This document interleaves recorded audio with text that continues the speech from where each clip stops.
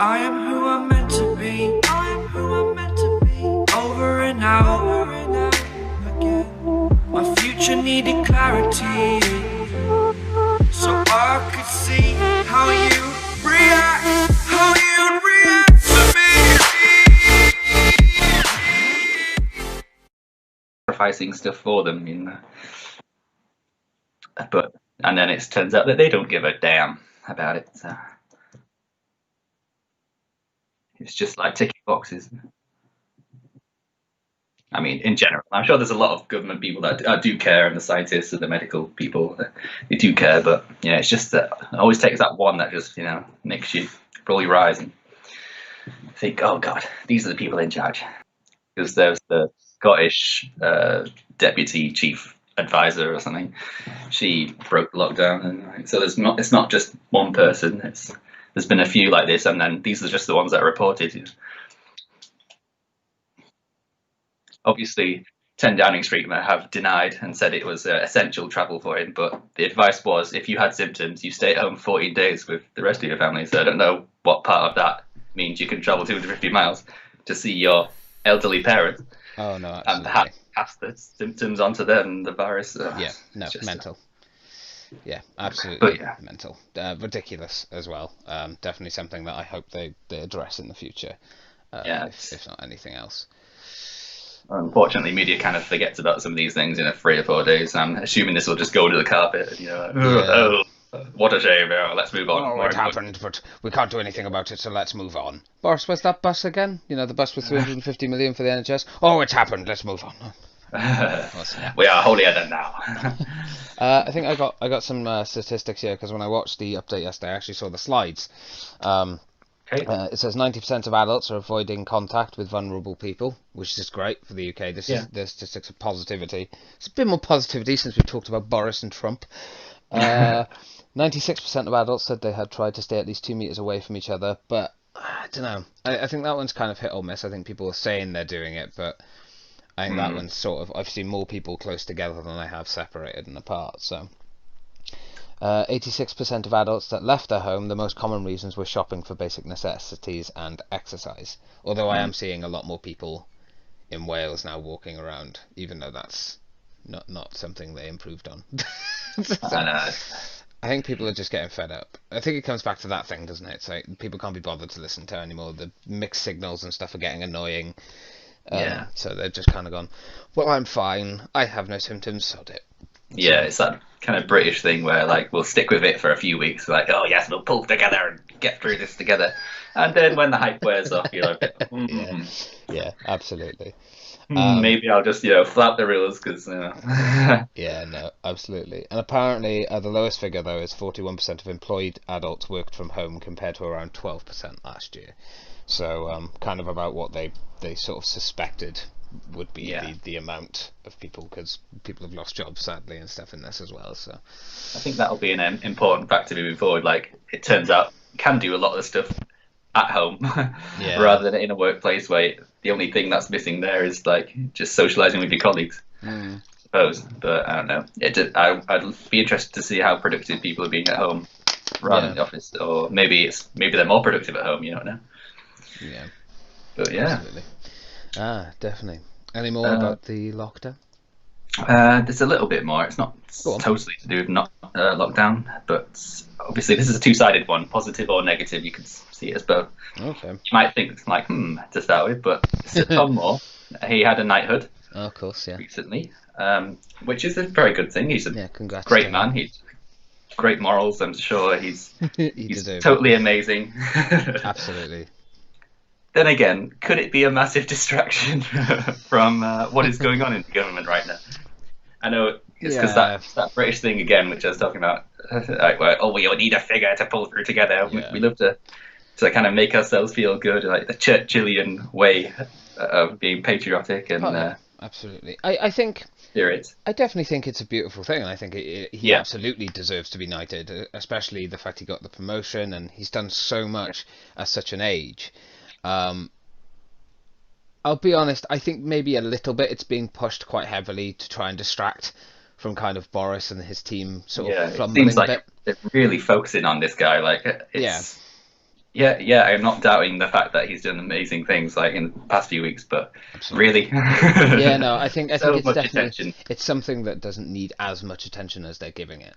Um, and I think they've definitely done that on purpose, to Yeah, try and keep people. Oh well, look, if you look over here, it's nice, beautiful things yeah. happening, and absolutely, I would agree with that. Everyone give Yeah, yourself a pat on the back. yeah, exactly. And then just ignore the shit that we keep doing wrong, Yeah, and our cabinet ministers aren't listening to their own rules and things. yeah, Um, yeah, I think it's a very good thing that it's being focused on, but I think they do need to try.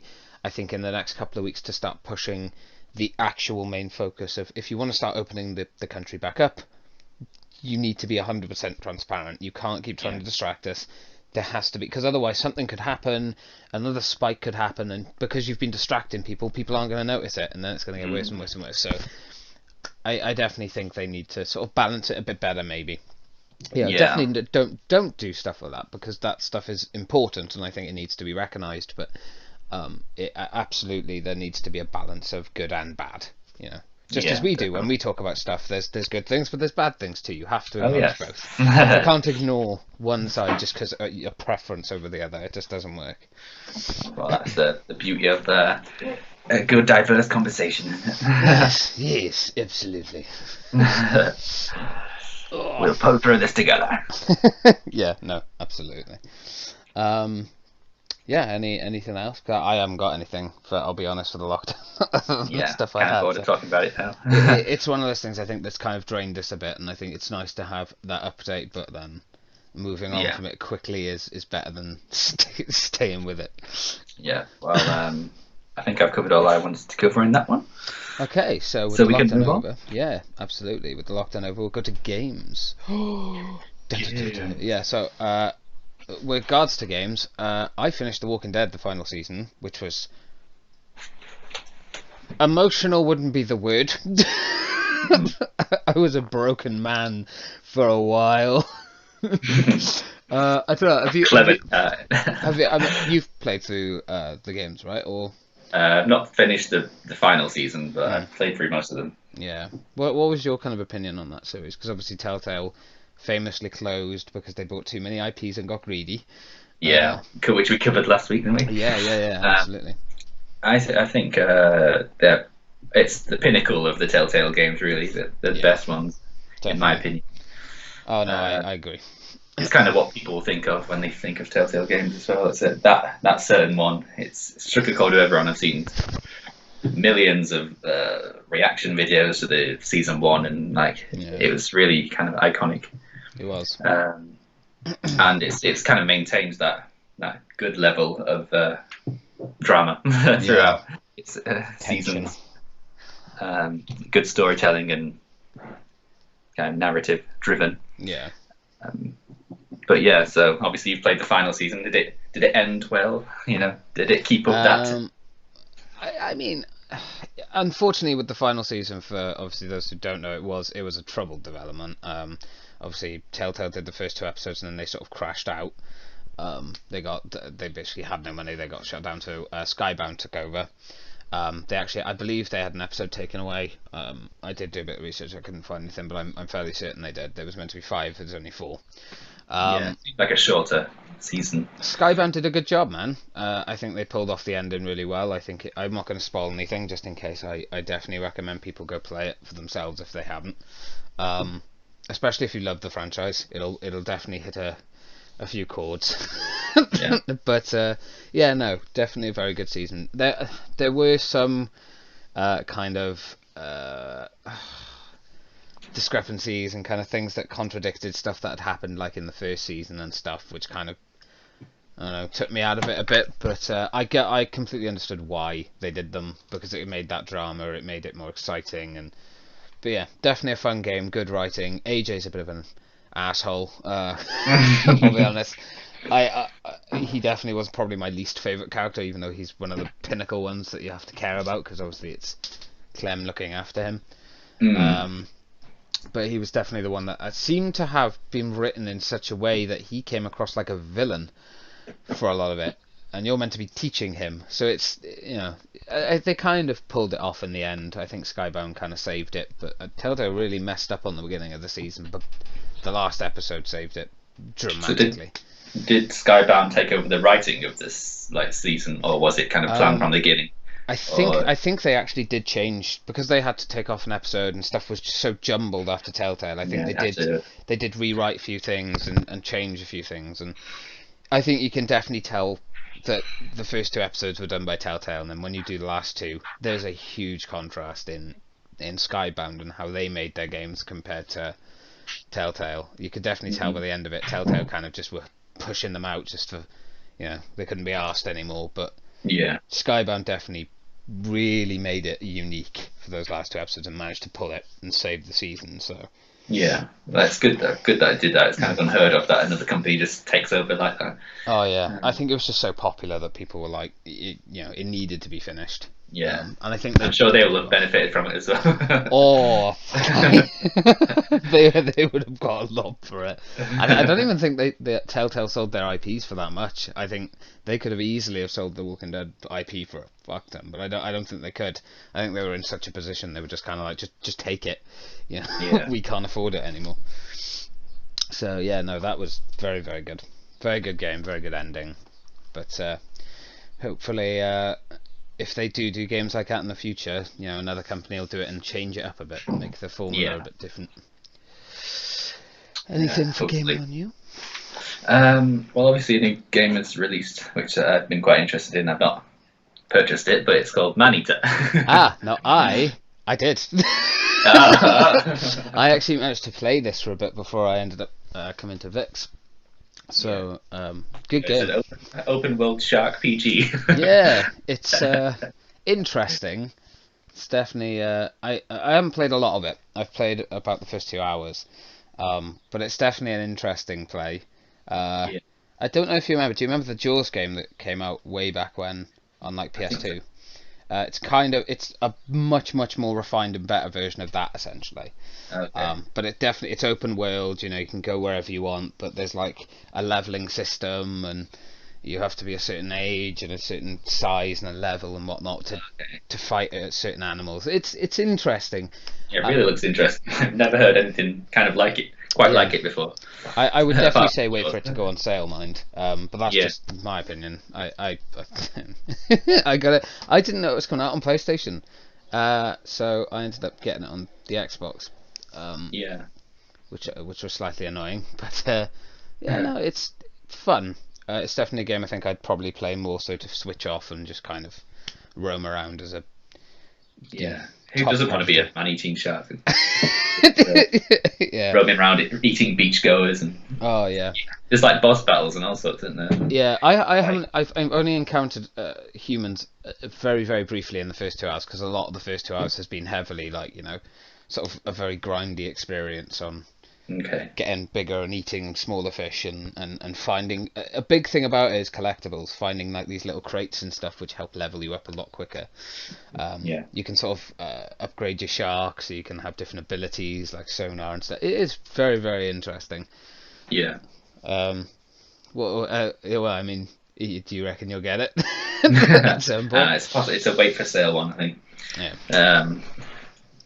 I'm not sure how repetitive it'll end up being at the end. I've heard it's like a 20-hour campaign or something, and just have kind of interesting story elements of this kind of shark hunter. Yeah, it's very kills you. The shark hunter is very stereotypical. At least it has a story. Absolutely interesting how they've done it. Yeah, no, it's definitely it's cheesy as fuck, but it's a good thing that it's like that. I think if they tried to make it too serious, it would have definitely failed. But I've always loved sharks and shark films, and I always watched all the documentaries, all the really lame shark films, and two-headed shark attacks, all stuff like that. I think me and my sister used to always watch these really rubbish films, but we just like sharks. So I think playing as a shark in an open world shark PG. Shark, I love that, shark PG. That's great. Would be a dream of ours when we were younger, but looking at the realistic facts, probably wait for a sale on that. Yeah, no, I think it's definitely got potential to be entertaining, and it'll keep you busy for a while. It's definitely a game to pump hours into, but I think from the first 2 hours, it's definitely a very repetitive streak that I've noticed. But then again, I'm only in the first part of the game, so I haven't experienced enough to kind of be like, oh, that's the game, or it's not. Yeah. Fair enough. This week has been quite a big one for remasters. Yeah, I was actually. This is another thing I've got on my list, actually, talking about remasters. So literally, The Walking Dead. Then I had Talk Man-Eater, and then talking about remasters. Do we have the same ideas? I think we do. That's why we do the podcast again. Yeah, exactly. So obviously, there's been the Mafia 2 remaster, and the Mafia trilogy is getting kind of a remaster, or it's kind of complicated with that one. I actually was quite pissed off when I saw that. I'm not going to lie, because and I'll tell you for why. I was really excited about the remaster for Mafia. I've played through number 2, played through number 3. I love both those games, and I own number 1, but I own it on the original Xbox. And when I tried to play it, the disc wouldn't work, so I was like, shit. And instead of me getting it, I was about to get it on computer and then PC, and then I found out that they were doing the remaster. And then when it came out, it's not a trilogy. The first one's not coming out till August. Yeah. And I was like, oh, I'm not paying fucking 50 quid for 2 games, and I have to wait for 3 months for another one. Like, no. Like, why release something like that if they're not already? Yeah.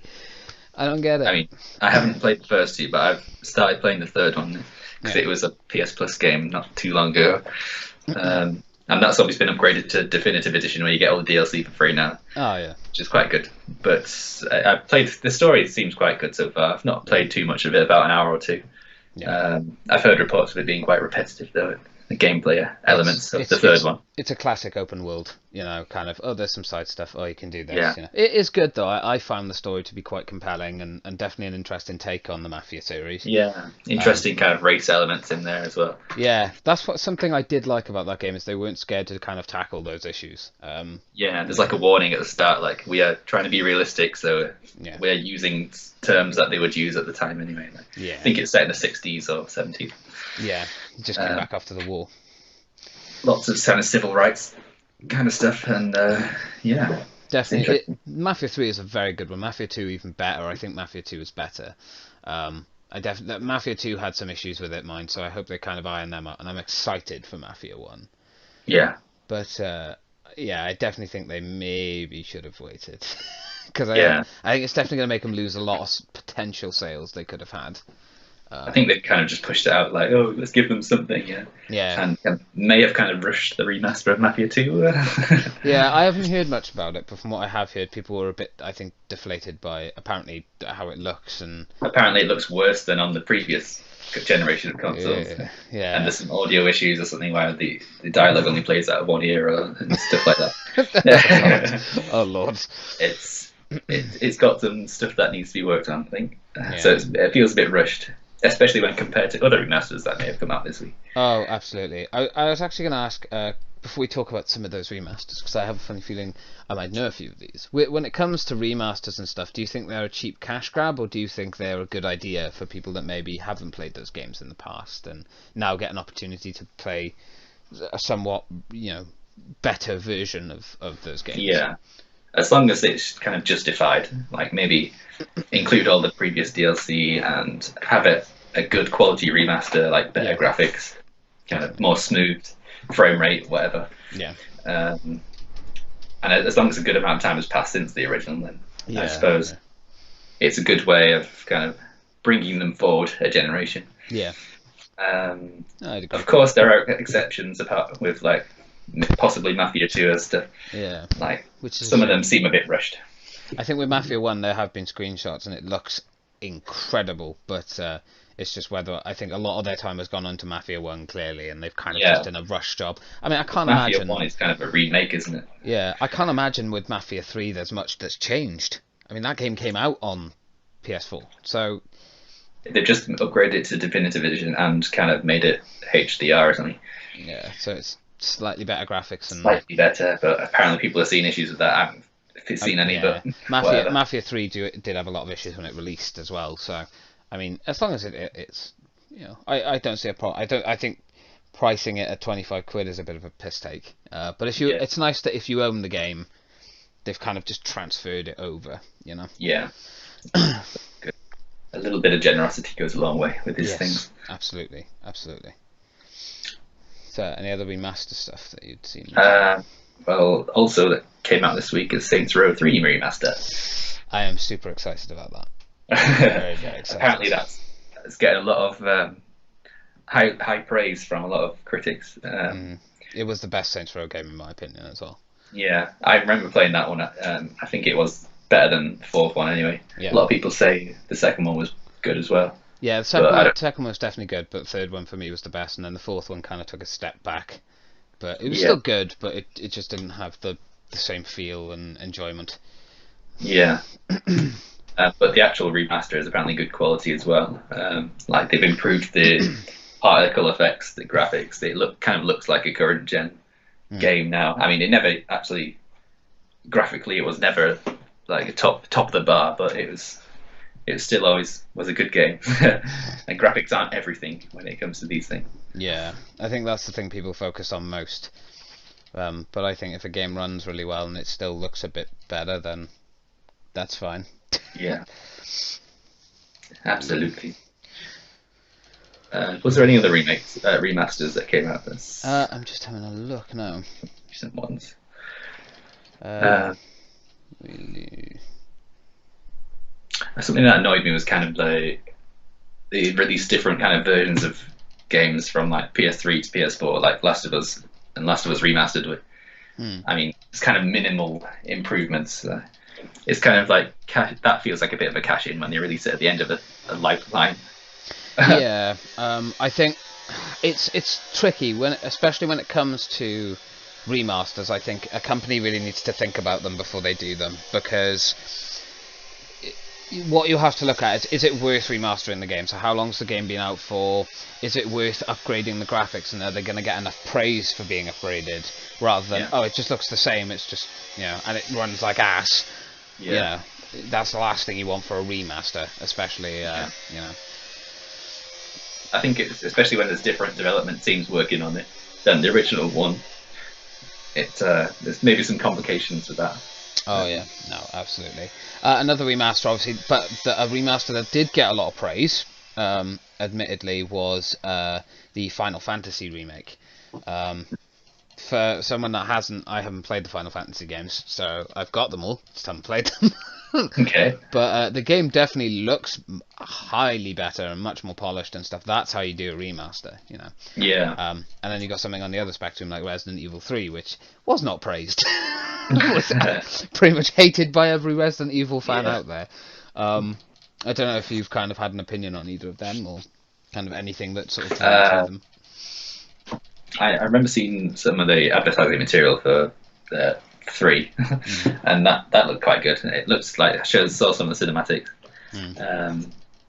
Have they changed it anyway, or is it just kind of the like game's much shorter? Apparently, it's about 4 to 5 hours now compared to what it was before. It was a short game anyway, but they've made it shorter supposedly. So I can only imagine. How is that possible? Yeah, I mean, Christ, a 4 to 5 hour game that you're paying nearly 50 quid for. I mean, that's kind of, I think, where people start drawing the lines, because it's not made for length then, or replayability. Yeah. Although they, apparently the Resident Evil games are very replayable. I think once you've done them once, I think, especially in the past, if you've done a lot of them, they're probably slightly different to do now.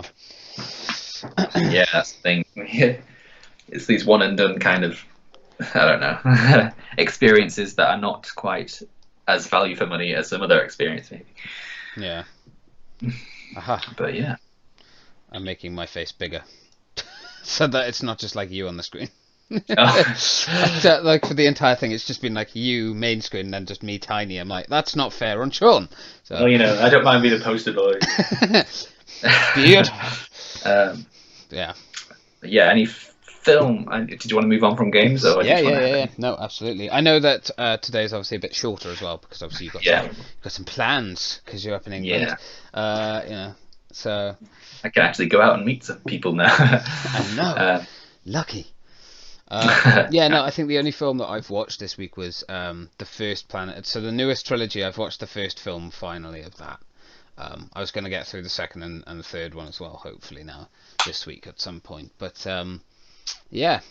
fairly good. I enjoyed it. James Franco pulled it off. He did a good job. I know Woody Harrelson's the bad guy for the third one, so more so excited, I think, to see that one. But Okay. it definitely it's held up well. The CGI and stuff in the first film, I think, came back out in 2014. It's definitely held up over 6 years. You know, it looks just as Yeah. good and it runs just as well. Sorry, which films are we talking about? Yes, I Planet of the missed the Apes. first. Planet of the Planet. Apes. All right. Okay. Yeah. Planet of the Apes. Yes. So I believe you've seen all of them, right? Yeah. I may have missed some of the originals. I think I watched the original, but you know. I'll be honest, I haven't watched the originals or anything like that. I'm just I've stuck with the newest trilogy. So, Yeah. Well, they are intended for the current audiences, so exactly. I don't know. People get a bit salty when you haven't seen the original things, but I think there's a reason these things are made. You know, yeah, exactly. For the current audience. Exactly. But what was kind of your opinion on? Well, from what you can remember of the first one, I have no idea when the last time you might have watched it or something. I thought it was a decent film. Was kind of the guy who plays Draco Malfoy? He's in it. Yeah. That surprised me. I forgot he was like a bad guy in it. Yeah, always going to be the villain in everything he does. I think. Yeah. He hasn't done much though anymore. I don't think. No. Yeah, I think giving up on the acting thing. Yeah. Harry Potter takes it out of you. He was like, I can't do this shit anymore. I'm out. Avada Kedavra. But yeah, I thought it was a decent film, a decent flick. Yeah. Yeah. It's tricky. It's been a long time since you watched them, I imagine. Yeah. The acting was all good, and the story was good, and I did kind of. The CGI was really good and kind of feeling for the apes, and they put a lot of work into the facial animations and stuff. Andy playing the actual Caesar, you know, moving around like him and acting like him. I definitely think that brought a bit more reality to it. Although I can imagine trying to act like on set against Andy as he's playing Caesar would be quite hard. He's used to kind of playing different creatures and stuff, and he played Gollum as well. Yeah, he played Snoke as well. That was like a big part that he took on Star Wars to do that. We all know how I felt about those films. But yeah, no. Let's change the subject quick. Yeah, no. But that unfortunately is pretty much the only film that I actually watched this week. You know, I was getting a lot of stuff done videos wise and planning for like this and everything, so I was slightly behind on that kind of stuff. Stay tuned for YouTube on YouTube for a lot of plenty of shit going up on there, but hopefully now within the next week I'll have a bit more to talk about and stuff. Yeah, I haven't actually watched many films this week. I don't think I've watched any, to be honest. No. Nothing. Oops. Oh no. Oh. So Caesar is home. Caesar is home. God, when he speaks, it's dramatic. I watched, and I've started a new Netflix series, Dead to Me. It's quite good. Oh, did you finish Upload then? Yes, finished Upload. What was your opinion on it and stuff? It was good. It's a different series, kind of light-hearted and comedic in aspects and stuff. I was gonna say, I got a lot of comedy from the trailer. Yeah, I thought there's enough balance of drama, comedy, and kind of emotional things. It wasn't like pure gripping. It's more like something you just kind of watch to turn your brain off a little bit. Yeah. But it's good. It's not gritty or anything. It's kind of out there in your face, but it is good. I enjoyed it. It's in your face. It's going straight. And it's only like 10 episodes, 30 minutes each, so it's really not too long either. You know. Yeah. You don't have to fully commit. Oh, which is always nice. But yeah, it's definitely left on a cliffhanger. There's going to be a season 2 of it.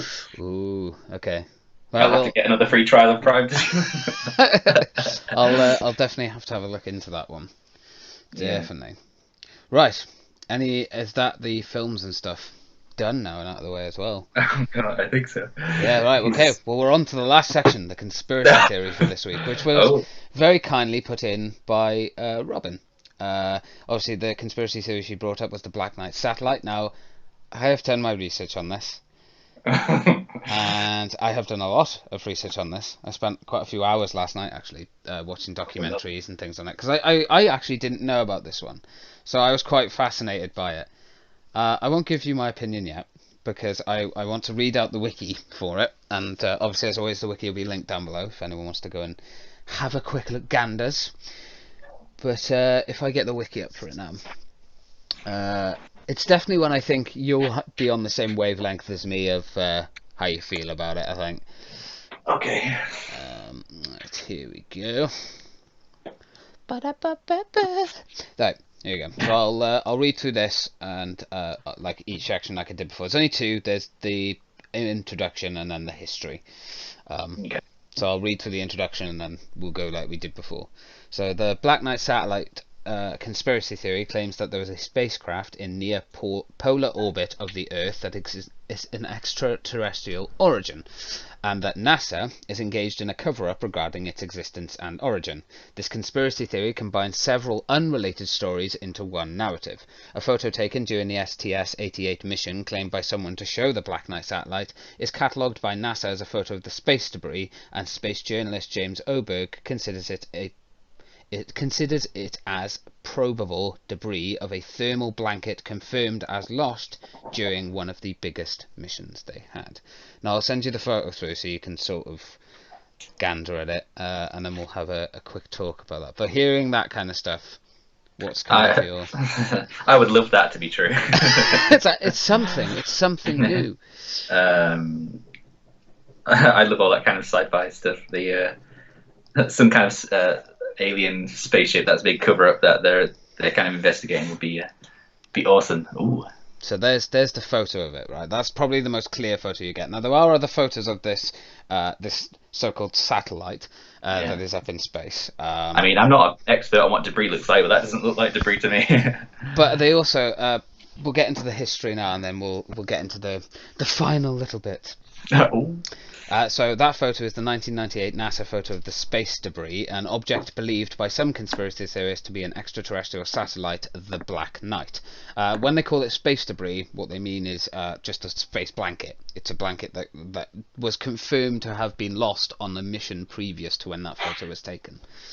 So there's evidence to be shown that that's possibly the blanket. So this is the history. And then that's it. It literally is all this stuff.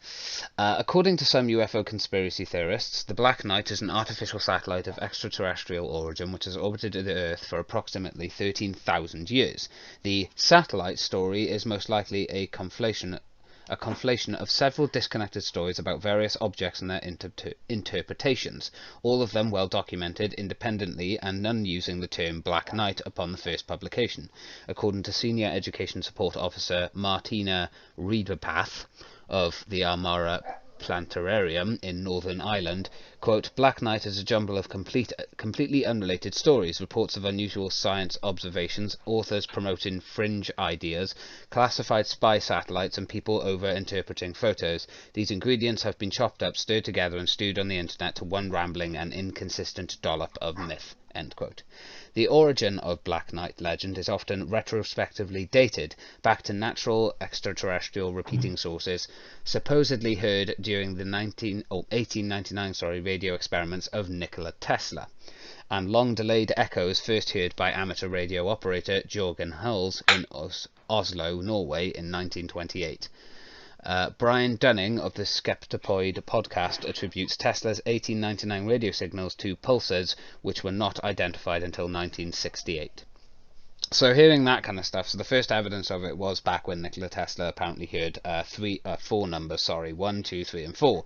And he highly speculated that he thought it could possibly be a message from another planet or another species, as he felt that numbers were a universal way of communication. I'll be honest, I don't like this piece of evidence. I think it's a bunch of hodgepodge. As amazing as Nikola Tesla was as a person, incredible, the things he discovered and the things he did to help our species move along, I don't think he heard alien terrestrial at all. I think it was exactly what it's described as, which is a pulse from echoes and stuff that I just left out there from other broadcasters and things. I would say inconclusive to this piece of evidence, mainly because you can't disprove it, but you can't prove it either. It's sort of up in the air. Yeah, I would tend to agree with that. I think we were talking about like radio signals from space the other week, and I was like, this could link in with that. Yeah, absolutely. But so I think. I don't think that can't be conclusive, because obviously they hear these radio signals all the time. Like it could be coming from a millions of different sources. Yeah, exactly. And they weren't identified until 1968. Nearly 70 years after Nikola Tesla Yeah. actually heard them. So, and at that point they were identified. So, I Yeah. don't know. I don't have much trust in science back then. Yeah, it's very hit or miss.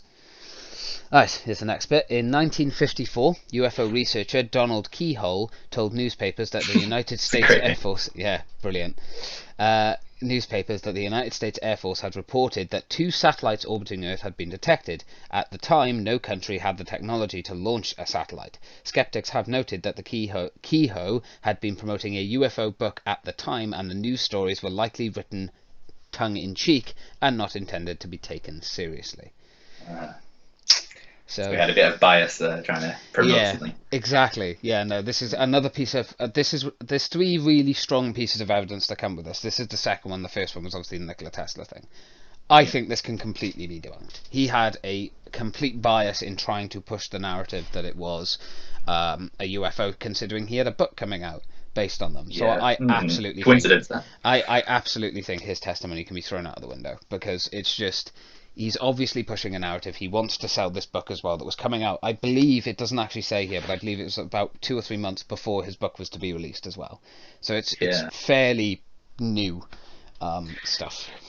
Yeah, it's one of those things. It'd be unfortunate if he isn't lying about stuff like that, because people say, "Oh, well, he had a book coming out." I think it's a bit too much. Swinging in one way there. Yeah. But there is one more substantial piece of evidence that we will get into, obviously, but we'll see. The next part is a British rocket called the Black Knight rocket was used in conjunction with the Blue Streak missile program between 1958 and 1965 to test re-entry vehicles. A Black Knight satellite launcher project announced in 1964 was considered a priority by the Ministry of Aviation. The program never put anything into orbit, however, and is unrelated to the Black Knight satellite legend. So literally just the name. That is all that kind of has linking to this. Kind of a loose. Yeah, exactly. In February 1960, Time reported that the US Navy had detected a dark object thought to be a Soviet spy satellite in orbit. This is what they believed to be the Black Knight. A follow-up article confirmed that the object was the remains of an Air Force Discoverer, I think it was Discoverer 8 satellite that had gone astray, which was part of the Corona program, which was a series of American strategic renaissance satellites produced and orbited by the Central Intelligence Agency and Directorate of Science and Technology with substantial assistance from the US Air Force. Basically, they used these Corona spy satellites and planes to take pictures of the Soviet Union, which was very successful. It was the first time they'd ever done it, and they actually have the pictures as well that were taken by these satellites. That's the third piece of substantial evidence that they tried to say, oh, that was just a big cover-up. So essentially what people who believe in the Black Knight satellite believe is that this was the Corona program was a complete program that was completely falsified to completely push out the idea of an extraterrestrial kind of, satellite in orbit. They don't believe that the Corona program was a real thing, even though there is a stack of evidence and proof to it. It obviously does contradict the last piece of evidence, which was that there was nothing ever put into orbit between 1958 and 1965, considering this came out in 1960. However, apparently, according to the American government and everything as well, this was confirmed to be a satellite that was actually photographed. And obviously, having the pictures of the Soviet Union as well, like the actual bases and stuff that were taken from in orbit, they've just gone, well, there's your evidence. It wasn't an extraterrestrial satellite, it's that. And even NASA came out to confirm that it was just that Corona satellite. So I don't know what kind of your take is on that. Well, around about that time, it's obviously when space was all sending people to space was all quite new, and I believe it was like 68 or something that the first man walked on the moon. But obviously the Russians managed to send people to space not long before that in satellites. So it's very sort of a race for space. Yeah, space race.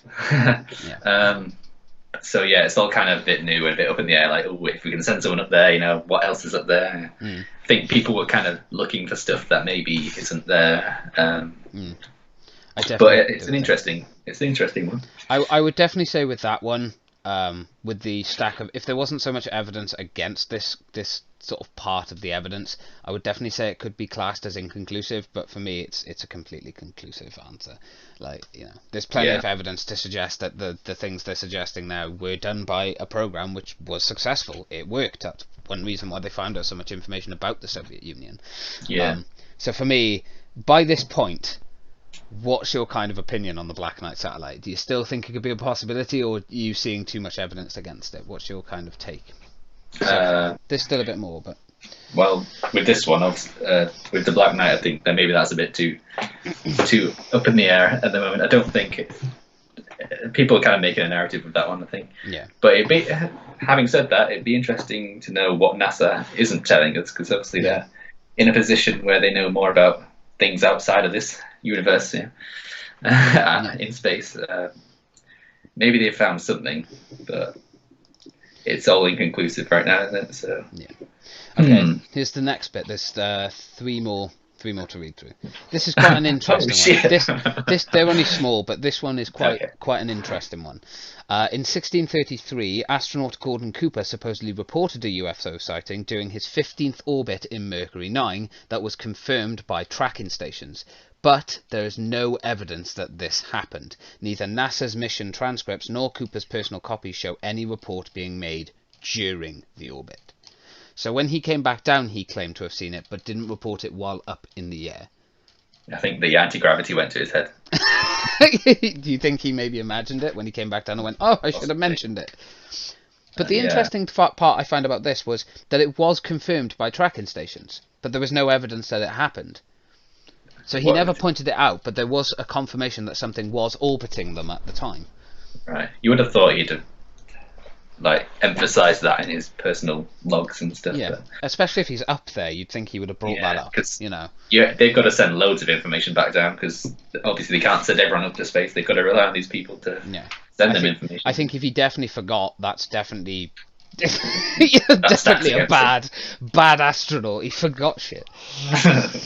Oh yeah, by the way, I saw I saw a UFO up there. I thought I'd mention it now. Why didn't you mention it earlier? Oh, I didn't think of it. I didn't think it was important. Yeah. Okay, right. Next one. In 1973, Scottish author Duncan Luna analysed the long-delayed radio echoes received by Hales and others that speculated they could possibly originate from a 13,000-year-old alien probe located in orbit around the Earth's moon. He suggested that the probe may have originated from a planet located in the solar system of star Epsilon Bootis. Not Bootis. Bootis. Luna later redacted his conclusion, saying that he had made, quote, outright errors, end quote, and that his methods had been, quote, unscientific, end quote. Now, for me, this is the most probable piece of evidence. The fact that he had spent a little bit of time, going through these different echoes and things, made a statement saying that he felt they were something that could have been something from about 13,000 years ago and could be classed as alien probe technology, but then went back on it later on and retracted it, saying they were outright errors and he was completely unscientific in his reasonings. I guess the question that comes down to is, do you think that he got excited by seeing this stuff and maybe kind of pushed to his mind to kind of just fill in the gaps himself?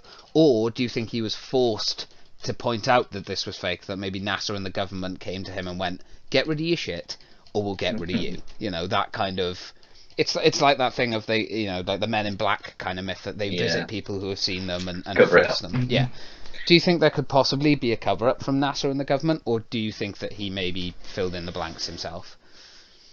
I don't know if it's just him and there's no one else kind of saying it. It's kind of a bit like I'm leaning towards it being him, whose science changes all the time, and maybe he's seen the error of his ways, and maybe everyone wants to be the first to discover a UFO. Yeah, absolutely. But I'm not sure about that. I think he maybe got too excited. Yeah, I think that's probably the most promising thing. But another thing you got to remember is he was only an author who'd just been looking into these long delayed radios. He was never an actual scientist or anything. He was just an author. So that's like saying a journalist is a doctor. Exactly. Yeah. Exactly. And the last one, space debris photographed in 1998 during the STS-88 mission has been widely claimed to be the Black Knight satellite, the one that I sent to you.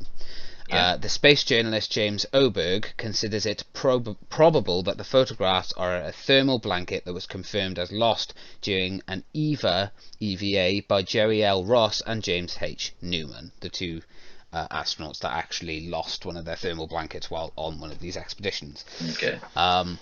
Now, I'll be honest, when I first read that, I thought it was horse twat. I didn't believe it for a single second. But after looking at it extensively over and over and over, like trying to work out what it is, if you look really carefully, in my opinion, and I'm not trying to lead you, obviously, have your own opinion, but it does look like a folded blanket. Yeah. at least from halfway down. I think the top half, that kind of point part, is very difficult to tell. But about halfway down, I definitely think it just looks like a folded blanket. It's kind of strange because we have a perception of what we think a spaceship will look like, and it's probably something like that picture. Yeah, exactly. But I mean, apparently they just think it's a probe. So I mean, a probe can be anything. The probes we sent up have been cylindrical. They've been Sophias. They've been spheres. Yeah. They've been flat. They've been 3D. Like we've sent a lot of stuff up there. And I don't know, about that photo and everything, but after hearing the evidence that you've heard, which is certainly by means not all of it, there's been No. I mean, the most recent article that came out about it was in 2016, but it was kind of just from what I read, it was just a lot of speculation and kind of going back over the evidence. But from hearing what you've heard off the wiki page, kind of the evidence that I had gathered previous to all this stuff as well, to kind of update those pieces as well, so you had a bit more to go off. What's kind of your view on this conspiracy theory of the Black Knight satellite? The whole conspiracy theory in general. Yeah. I believe it. As I said at the start, I'd love to think it was true. Yeah. And NASA probably knows more than they let on about certain things. And there's probably whole divisions that focus on these unidentified things, and they're probably theorizing about it all the time. Yeah, absolutely. But yeah, I don't know. Don't want to put too much merit in the Black Knight satellite. I'll be honest. I don't believe it. Not for a second. I think if there was more evidence that was more solid and more conclusive, absolutely. See, I give a fence-sitting answer. Yeah, I think for me, I love conspiracy theory. I am a nutcase from, as we saw last week when we were talking about the Black Hawk helicopters. Yeah. But for me, there's too much evidence against it being a real thing, but it just being an accident that the happened. The evidence is really weak. Yeah, it's a lot of evidence, but it's weak. You can't just take a lot of weak evidence, smash it together, and go, it's all strong now. That's not how it works. There's a lot of conspiracy theories where you do have to kind of take that jump in logic and kind of hope, but I think with something like this, I think there would just be more evidence to it being there. Whether it could be a cover-up from the government and NASA, maybe, that they did find something different up there and they kind of, tried to find a way to kind of manipulate it to make it more realistic. I don't think that's too far-fetched to say. I mean, the government have covered stuff up before and then released documents of cover-ups and things, so... Yeah. But whether it's an extraterrestrial thing, I don't think that's the case at all. Maybe a piece of technology. But I find it very difficult to believe that this, especially with the evidence so weak and circumstantial and broken apart, it's like pieces from everywhere. Like, it needs more evidence. It's very much a cold case. Definitely, yeah. I would definitely say I wouldn't say it's outright completely crap, but I would definitely say it's got more reality grounding it than something like an extraterrestrial probe or something. So yeah. Thank you, Robin, but unfortunately I don't believe this one, and she's kind of on the fence. But definitely an interesting one. I would highly recommend people go and watch documentaries and stuff on it, because it is fascinating. But it's we'd like to hear everyone else's thoughts about it. Like, it's not just about us. Yeah, exactly. But yeah, definitely an. If you're a firm believer, let us know. Yeah, if there's any evidence that because I don't obviously spend days looking at this stuff. I spend like maybe 3 to 4 hours at most on these conspiracy theories, looking through evidence and kind of watching videos and stuff. So I miss stuff. So if I've missed something, let us know. Chime off in those comments. And I spend 0 hours because James likes to surprise me with these things. Yeah. Maybe Sean will do one day. Who knows? I'm sure you've got a few conspiracy theories you like, Sean. Come on. Yeah, so let us know down in the comments what you guys thought of that conspiracy theory. Let us know if there's anything you want us to talk about or discuss. Hopefully you guys will be watching this today at 3 p.m. on the Sunday. Is it Sunday today, right? Yes, it's Sunday. This was not filmed yesterday. Okay. So, yeah, but hopefully you guys enjoyed it. It is a bit shorter. I think that the consensus is these on-demand ones are going to be shorter. Yeah. I think they're harder to kind of make longer because we can't interact with you guys as well. It's more difficult to do that. So, and I think being shorter and snappier, especially when we're doing these on demand, is going to keep us on track. And So obviously, it's just the two of us kind of bouncing off each other rather than bouncing off the comments and people it works, chiming up with their but opinions. It's just a case of we normally have the same ideas of yeah. what to talk about as well. We're not used to this, there.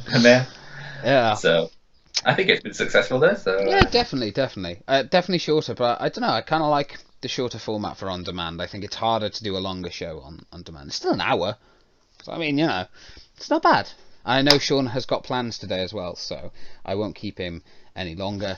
But definitely let us know what your thoughts are on the conspiracy theory and the lockdown news as well. Don't forget about that. Let us know in the comments if there's anything you want us to talk about next time. And as always, thank you to Sean for this beautiful face here, right here, where I'm pointing now is where Sean's face is. It's beautiful. This beautiful face for joining me for the on-demand thing. Hope you guys enjoyed it. We wanted to keep it going, even if it wasn't live. So there you have it. Yes. Thank you again, Robin, for the suggestion. And definitely, if you've got any more, let us know. I find it absolutely fascinating looking at all this stuff. So, thank you again. We love you very much, and it's been a pleasure. We will see you very soon. So, bye, guys. Bye bye. Live long and prosper. Live long and prosper.